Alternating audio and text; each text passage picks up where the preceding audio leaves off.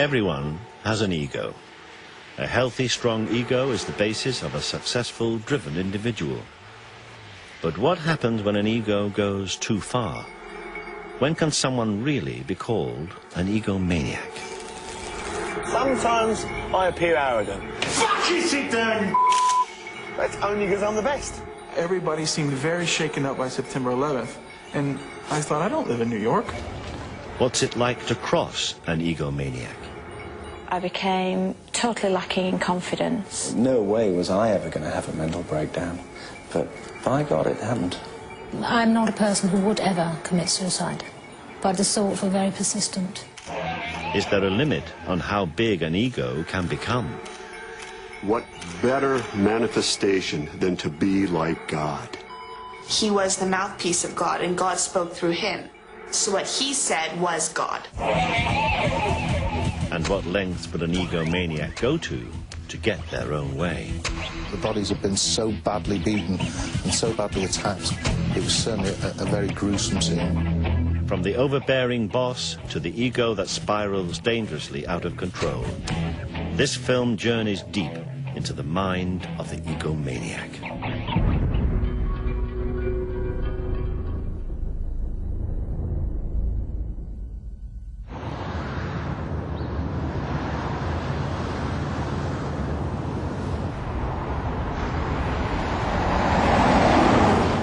It's all right to be arrogant as long as you're not ignorant and you're the best at your job.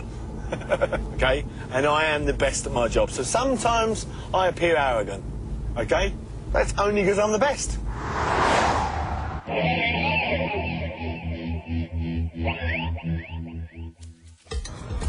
Huge egos are often found in the world of business.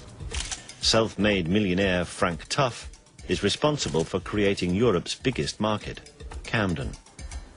Now he wants to repeat the success in Liverpool. Well, yeah, usually they never listen to me, but they will do. One of these days they'll say, oh, golly, does know what he's talking about. Oh, no, you look after yourself. God bless, mate. Till that way. Bye-bye. 2008, yeah, is European City of Culture. 1.5 million more people will come to Liverpool that year, just like they did to Glasgow. Why are they coming back? Tourism. And that's what we're about. Tourism, okay? We will create the biggest tourist attraction outside of London. Hence, people will come here. I can bring an extra 200,000 a week into Merseyside, which is half their population. Following Frank for a day, it's clear to see that he has a larger-than-life ego. But can he really be called an egomaniac?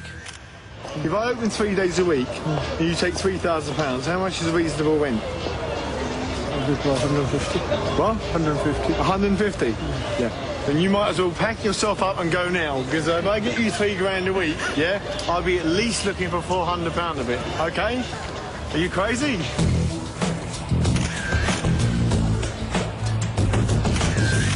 Yeah, he came in, I swear to God, he said, fuck you, fuck you, fuck you, fuck you. And I was, please, take a seat, mate. Just please take a seat. Fucking sit down, you and I'm sorry for using that C word, but, you know, just lost it. And then by the time he got halfway down the corridor, I got past him. So, my brother's like, Frank, don't hit him. I can go from meek and mild to complete nutcase like that. Okay? And back to meek and mild like that. Yeah? And that's the only way you can do my job. Frank Tuff has got the biggest ego you will ever see in a man. He thinks he is the best at everything. He is, no matter what you've done, where you've been, he's done it and he's done it better. He's the best skier. He's the best racing driver. He's the best boxer. He's the best market operator. He's the best in bed. He's the best at life. He's got the best girlfriends. He's got the best car. Everything you can think of, he thinks he's at the top. And sometimes I think, come back down to earth a little bit. For many, Frank might appear as the ultimate egomaniac. But in today's society, the term is often misused. The true definition of the word relates to something far more sinister. Professor Jeremy Coyd is a forensic psychiatrist. He studied the ego for over 40 years. From teenage truants to mass-murdering psychopaths, he's experienced the full spectrum of what the ego is capable of. Ego is a total necessity for all people, that unless you have some sense of yourself and then some sense of importance and individuality of yourself, you have enormous problems. You have enormous problems in life, coping, and you have enormous problems in relating to others. Egomania is an interesting term which is not used by psychologists or psychiatrists. It actually is something that goes back to the 19th century, the idea of being essentially mad in narrow areas of life and behaviour. Egomania, I think it is the layman's term for narcissistic personality disorder, yes.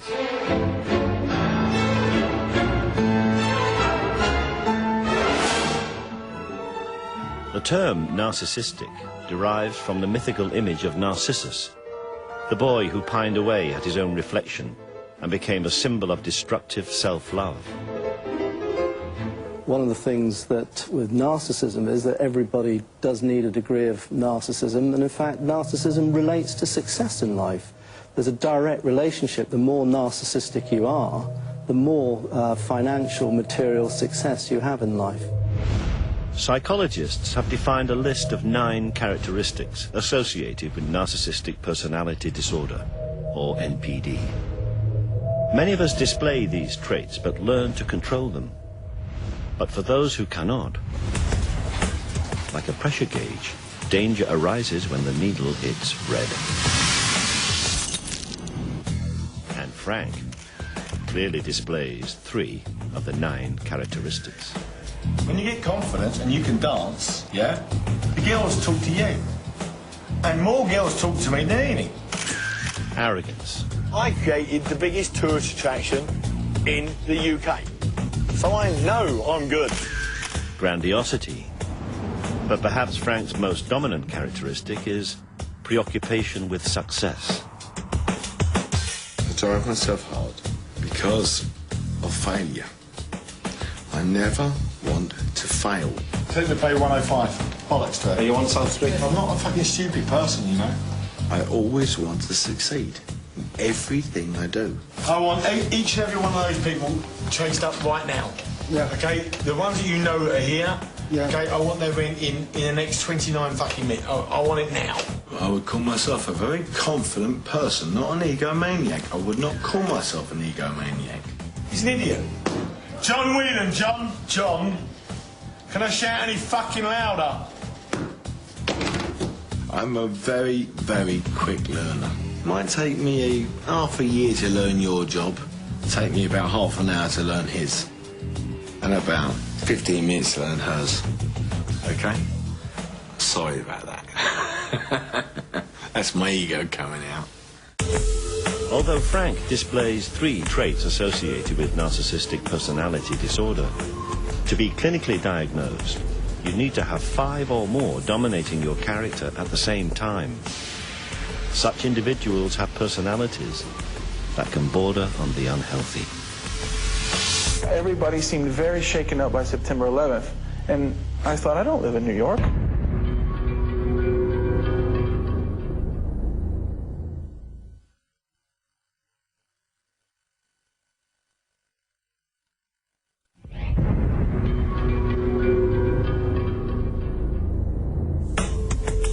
There are 9 characteristics associated with egomania, or as it's clinically known, narcissistic personality disorder.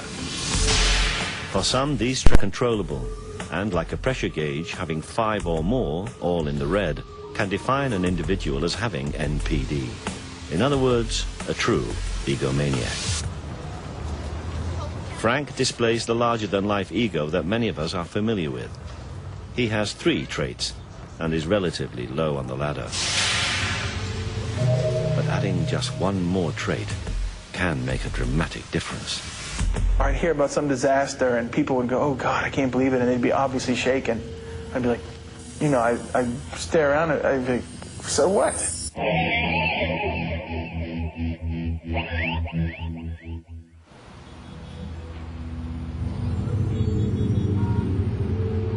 David sits on the next rung of the ladder.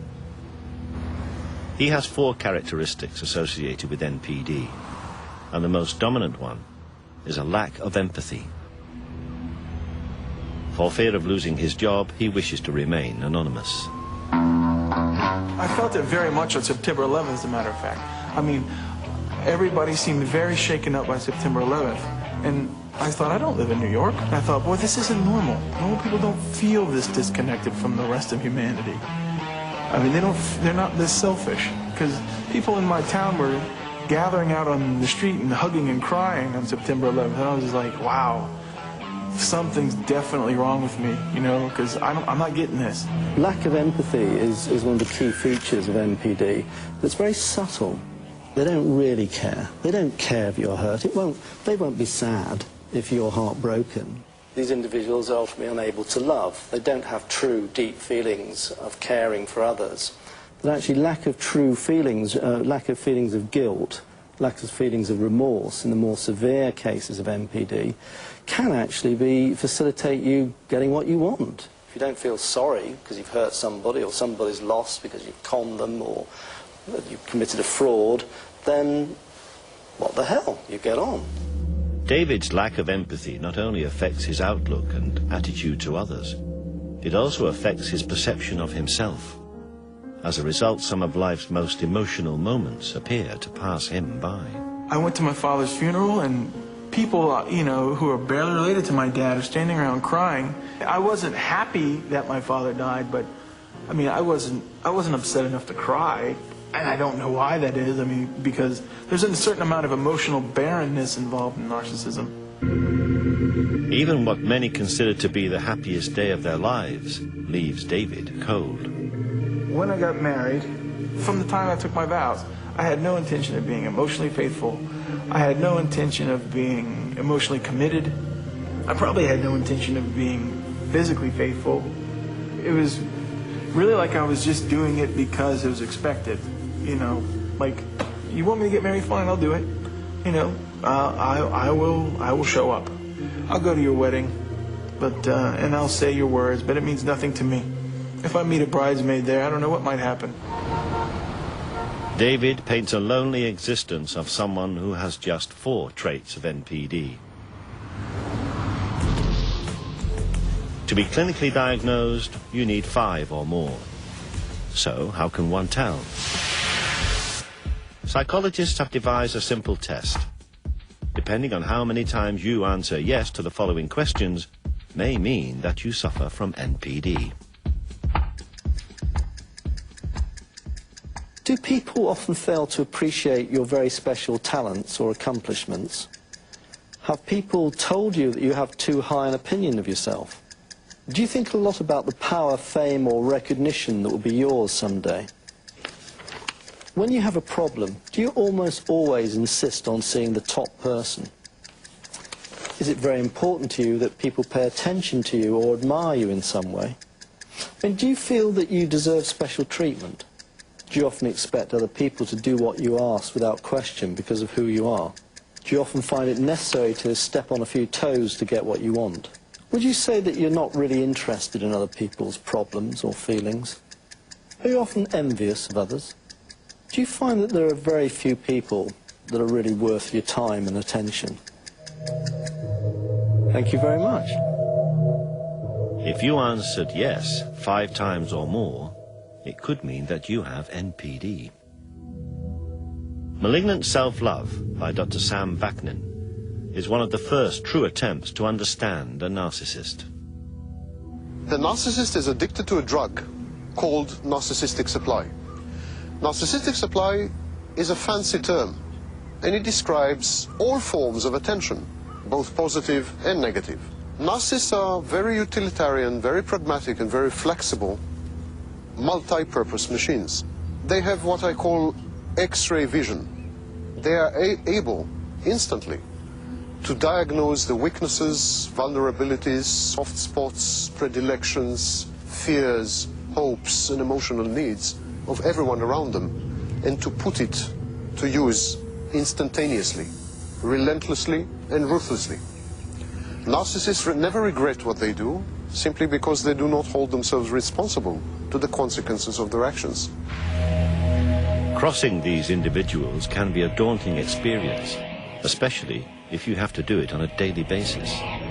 The workplace is a familiar backdrop for tales of the egomaniac. For about 10 years, I experienced incidences of bullying.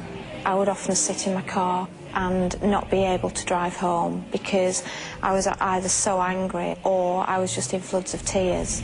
The general manager had a habit of breaking down someone's reputation and then building it back up, and I became his target.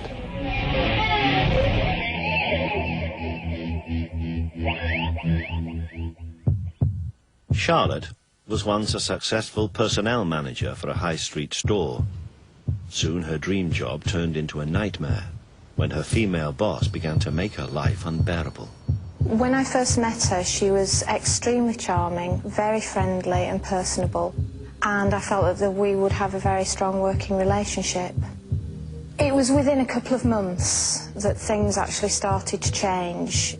Her behaviour became very, very cool. She became very obtuse with me and seemed to constantly be critical of the work that I was doing. Adrian was a manager at a software company until a new boss joined the firm. My line manager called me into a room for an informal chat. In that chat, it turned out that it was a disciplinary hearing, and he said, "We're going to have to give you a written warning," which was a real surprise to me. And he said, "Well, your performance is being monitored. People are watching you." Ellen, the school teacher, claims the headmistress launched a smear campaign designed to ruin her. The daily inspections became very much an intrusion in my relationship with my pupils. That was what was the most difficult part of it. It made me feel very nervous. It made me feel I was being watched. The black shadow coming into the classroom. Most narcissists become bullies in the workplace.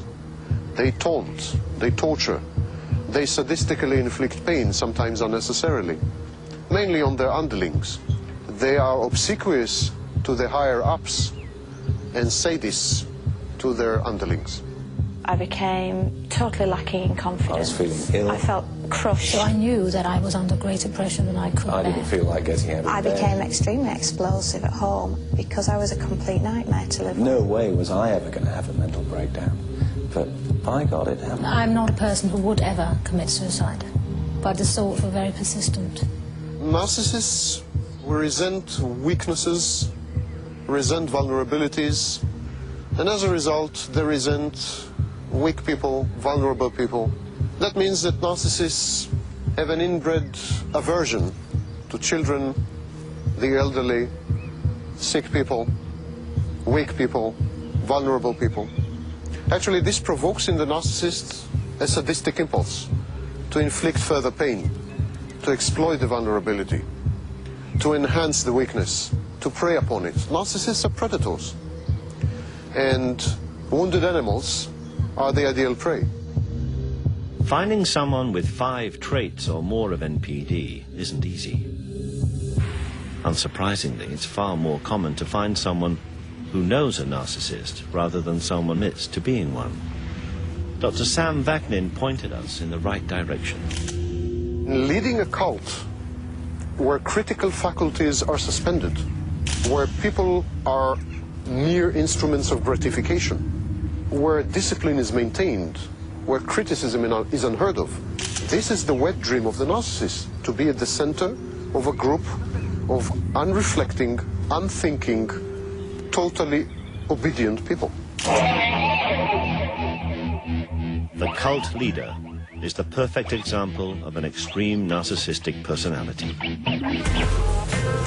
He typically has 7 or 8 traits, the most dominant ones being excessive need for admiration and exploitation of others.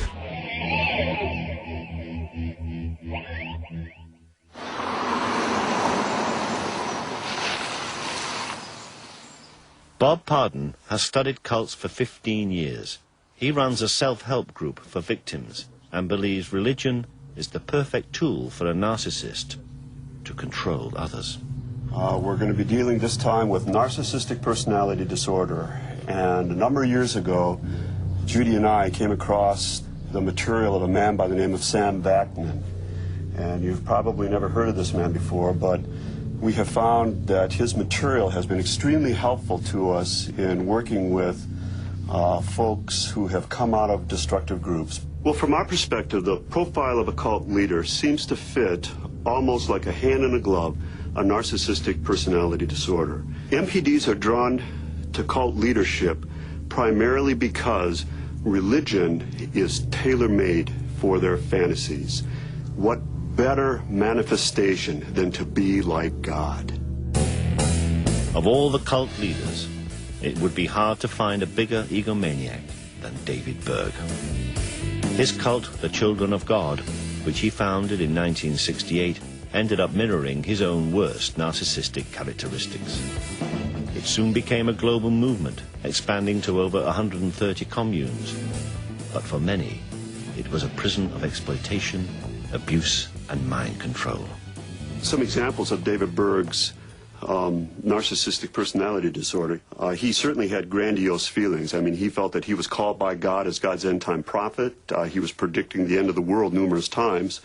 He was certainly obsessed with fantasies of unlimited success and fame. So there are numerous examples of Berg fitting NPD across the board. For those born into Berg's cult, they had no choice but to follow his idealism, such as the Jones sisters, who witnessed Berg's extreme narcissism from an early age. It was not that Berg was replacing God, it was that he was the mouthpiece of God and God spoke through him. So obviously we couldn't understand God, we were just, you know, the stupid children, and he was the one that was going to explain God to us. So what he said was God. David Berg often said that he was the only one with the wisdom. He was the only one who could interpret biblical prophecy. He was the last prophet of the end. Many religious cults result in mass suicide, but sometimes they are havens for something just as sinister. Berg created his own Bible in order to spread the idea of promiscuity. He was involved in all kind of sexual deviancy. He glorified just sex on a level that is beyond understanding practically. Berg even used his wife Karen to entice new followers. He got this idea, him and Karen Zerby would go out to nightclubs and stuff, and he would get a kick and enjoy watching her flirt with these younger men, or men her age, and you know, and he thought it was a good idea that she should take them back to the hotel room or house and sleep with them. You know, he didn't sell it to the membership as prostitution, he sold it as flirty fishing. He was the fisher, the women were the bait with the hook, and these lonely men, lots of money, were the fish. Berg's idealism began to catch on. As the membership grew, shockingly, Berg removed the age limit for sexual partners. Sex was just a part of life. It was all around you. The adults were walking around naked. They were having sex right there every single night in your room. Your teacher would have sex right there. We'd have classes, live classes demonstrating how to have sex, teaching us. We'd have date nights where we'd pair off even as little 2-3-year-olds and, you know, have mock sex, basically. Except for some of the kids actually were doing it realistically because they'd been taught in a live class. You know, I had to be aware that an adult man was in love with me, and I was only 6 years old. If there was an adult male in the commune that took a fancy to you, you couldn't do much about it, really. In some cases, even if it wasn't forced, if you weren't raped, it was still abuse because it was an abuse of power. All the adults, there was no one that you could go to complain if anything did happen. Incredibly, Berg led the Children of God for a quarter of a century before his death in 1994. Some will never forget his narcissistic personality. His legacy to our generation is just a lot of pain. I've seen so many hurt individuals. I know a lot of our generation have committed suicide or gotten into drugs, or, you know, it's messed up their lives completely, and a lot of brave ones who have moved on and made something of their lives, and it's very commendable. But to our generation, only harm has come out of David Berg's teachings. With at least 7 out of 9 possible traits of NPD, a cult leader is a dangerous example of a narcissistic personality. But what type of individual would have all 9? Never before has anyone been diagnosed with the full set. Until now. Normally, most individuals have 1 or 2 of the characteristics of narcissistic personality. Brian had 9. All 9.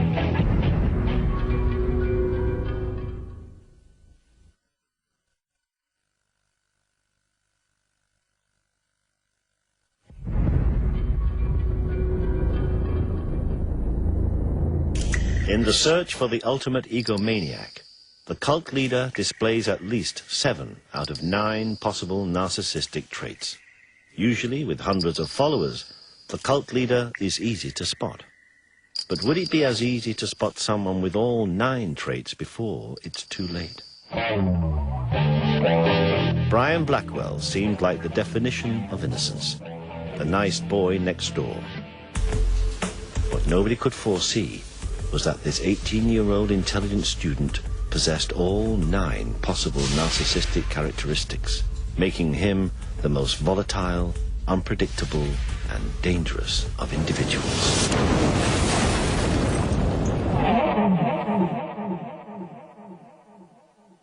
On the 6th of September 2004, the bodies of Brian and Jackie Blackwell were found in their home just outside Liverpool. It was certainly a daunting scene. The bodies had been so badly beaten and so badly attacked. It was certainly a very gruesome scene.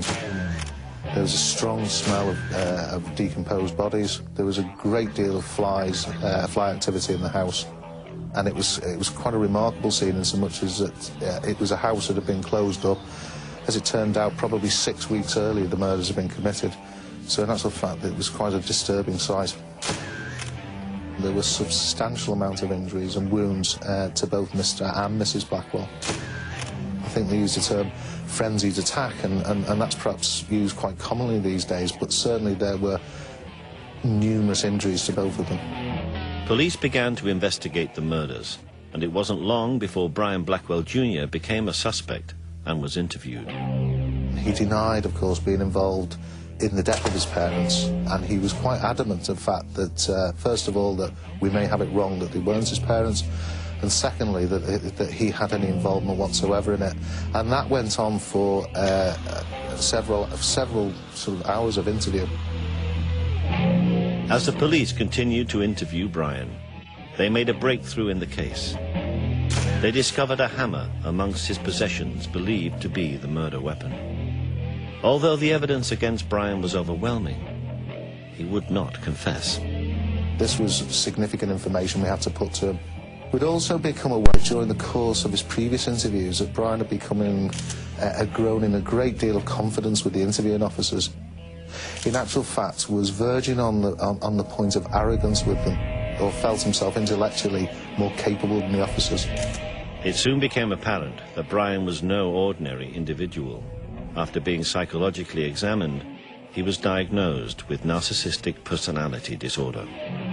I became involved with the Brian Blackwell case because I was actually asked to explain to the media, who were in a furore about the case, about what was narcissistic personality disorder. It seemed to be a mystery condition. Somebody needed to explain it, and so that job fell to me. Psychiatrists are reluctant to diagnose NPD so early, particularly in someone who was 18. But Brian's case was so extreme, he ticked all the boxes at such an early age that he was clearly a narcissist. It was only after 2 full days of interviewing Brian that the grisly events that led to the death of his parents would begin to unfold.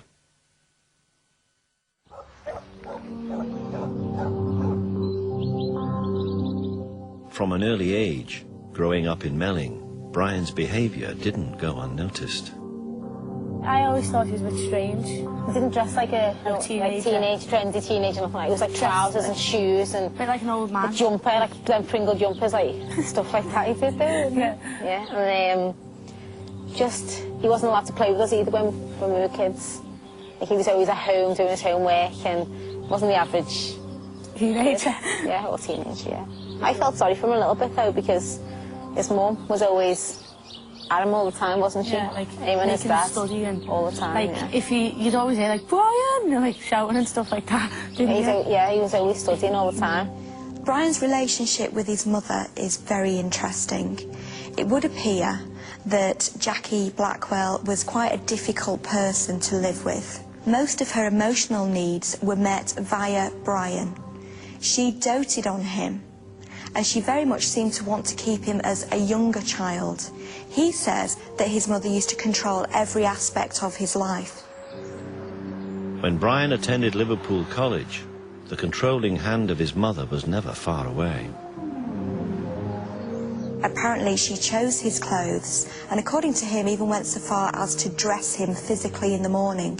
He says that she used to bath him also, which of course for a 17-year-old boy is totally inappropriate. He would have perceived that as being very humiliating and intrusive. She ruled him. It was like she dressed him, she told him what to wear, she told him what to eat, what to, just how to do everything. In all these situations, the common thread is not recognizing the boundaries of the child, not accepting the emerging self of the child. The child is not allowed to separate from the parents. Brian Blackwell retreated very much into his fantasy world. So he would spend long periods of time in his bedroom, long periods of time at the weekend just with his parents.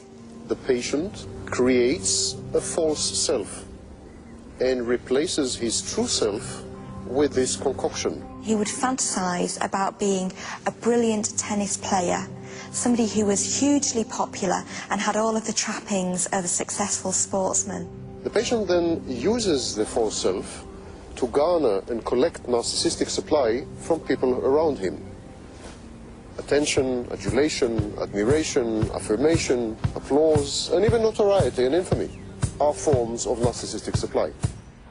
Brian's false ego as an international jet-set tennis player took on a life of its own and soon gave Brian the confidence to meet girls. A very important development in the Brian Blackwell case was that he met Amal, a girl at college. Now, there was some competition for Amal's affections, and Brian felt that he really needed to impress her. He told her that he would buy her a car, and he did so. In order to do this, he needed to access money, and he had no money of his own, so he used any means necessary. Without his parents' knowledge, Brian emptied a trust fund to finance his make-believe celebrity lifestyle. He also employed her as his secretary. Now, this was a fictitious position. She believed that he was sponsored by Nike and Fisher because he was a tennis player. Now, he had no such sponsorship. He wrote a very long document detailing Amal's duties as his personal secretary, and he even paid her a cheque for £39,000, which obviously bounced because he only had 9 pence in the bank. The defining moment came when Brian invited Amal on holiday to the States to watch him play in a fictional tennis tournament. She agreed. Now, eventually, he had to stand by his word and take Amal on holiday. And so I think it's significant that the death of his parents occurred the night before he was due to go away. Secretly, using his father's credit card, Brian bought 2 plane tickets to New York over the internet. But after finding them, his parents decided to confront him. Brian? On this particular occasion, Brian says that he simply snapped.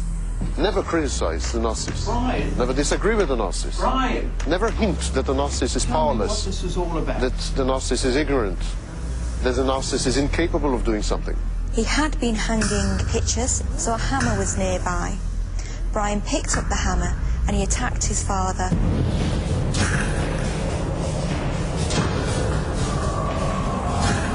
He says that he just launched the hammer at his father's head. Now, it seems that his mother came into the room because she was aware of this melee, and she came armed with a knife. Brian says that he took the knife from her, hit her with the hammer also, and then he stabbed her. He stabbed her around the neck, the chest. He then returned to his father and he stabbed him in the throat and in the chest. He stabbed him at least 23 times, and the force of the blows were quite phenomenal.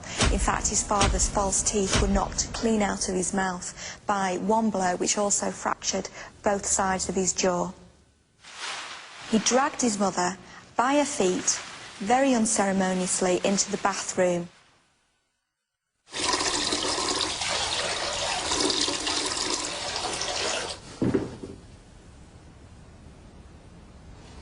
Now, I think it's interesting that his mother used to bath him.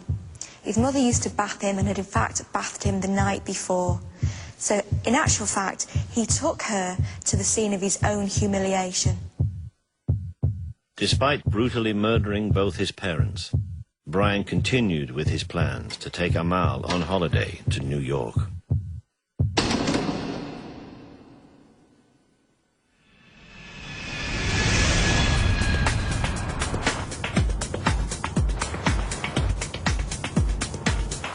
One of the most incredible features of this is that, having killed his parents, that within a very short period of time, he seems to have been able to switch off this awful event, meet up with his girlfriend, go on holiday, to the extent that he then spent almost 2 weeks with her, where she never suspected for a moment, apart from one incident she recalls that he seemed to be getting upset and went into the bathroom and came out minutes later and was fine. And he was able to put this whole horrific event, to the back of his mind.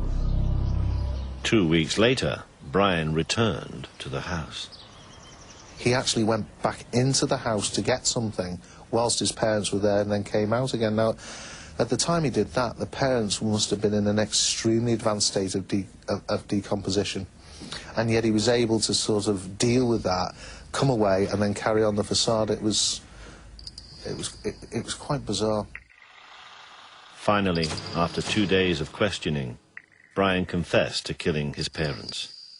His case made British legal history. Narcissistic personality disorder was used for the first time successfully as a defence against murder in Brian's case. Brian was convicted of manslaughter and not the murder of his parents. The court accepted that his responsibility for his actions was diminished by the fact that he had a narcissistic personality disorder. Although Brian Blackwell's charges were reduced, it seems unlikely that he will ever be released. He certainly cannot be interviewed. Actually talking to someone who suffers from all 9 traits of NPD, who wasn't a cult leader or already in prison, appeared to be an impossible task. Narcissists never admit their faults. Narcissists never accept responsibility. It's not like the narcissist is likely to come forward and proudly say, I'm a narcissist, and it's not something to be proud of. And it's not something the narcissist admits to. No, forget this. It's very bad. Bloody hell. Just a second. These kids, shoot them. However, sometimes the answer can be staring you right in the face. Listen, if the answer is not what you expected, cut camera. I've repeated it 17 times. Cut.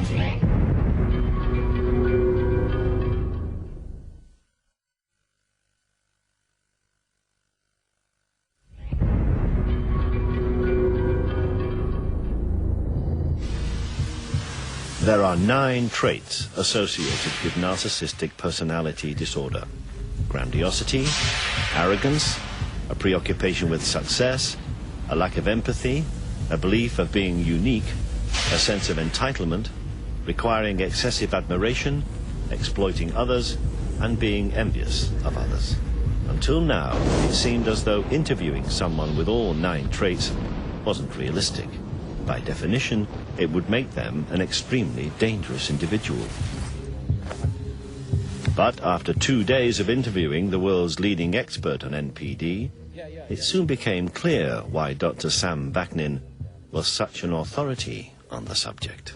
I've been diagnosed with a narcissistic personality disorder, and therefore I'm a narcissist. And all the traits that I've enumerated before exist abundantly within me, I'm afraid.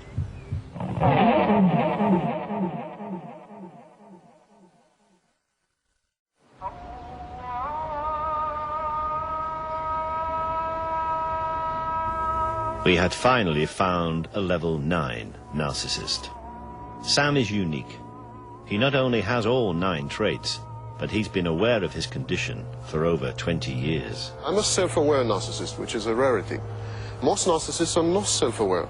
They have no introspection. They don't have the ability to step aside and look at themselves and realize that they are the source of their own misfortunes, defeats and troubles. But self-awareness is not like healing, is not the same as healing. If one is aware that one is a cocaine addict, that doesn't wean him off the drug. In a drastic attempt to cure himself, Sam has lived in a self-imposed exile in Eastern Europe. I was first diagnosed with the narcissistic personality disorder in 1984 or 5. My narcissism affected each and every field of my life. Cut. Let's start from the beginning. Sam's authority on the subject is second to none, but filming a level 9 narcissist was never going to be easy. I'm unable to sustain long-term relationship. I don't feel, I have no emotions that I'm aware of. Just a second, these kids shoot them? I don't know why people are not born adults. Absolutely unnecessary stage. I'm unable to work with other people in teams. I am unable to hold on to a job. Actually, I'm unable to sustain any kind of social interaction. No, forget this. It's very bad. Really? Cut, beginning. And the result, of course, is that I am a social recluse. No, cut. I mean, we start again. Let's go on to the next questions. The thing I really miss, and that I would have liked to experience, is the ability to feel, the ability to emote, and the ability to relate to other people as full-fledged, three-dimensional individuals. That was so-so, but I hope it captured the spirit. I feel sad most of the time. I feel depressed most of the time. I wish I were different.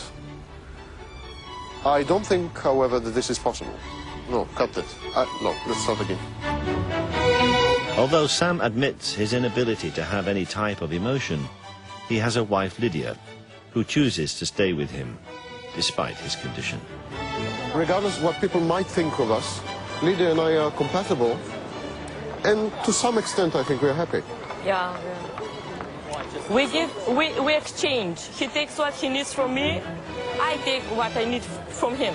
My father was extreme narcissist, so I developed some senses how to cope with him, to be, peaceful, to avoid shoutings, to avoid the verbal and to avoid physical abuse by his side. Can you hear me? Yeah. Yeah, the noise is not... No, I mean, but the noise is not... No, it's fine. Right. Why you are so aware of the environment? Why does it disturb you? Why does it disturb you? I fully realize that if the kids scream or music starts... Look, it's not your business. Someone else takes care about it, so enough. But I'm not in control. Yes, so, no, you are too much of a control.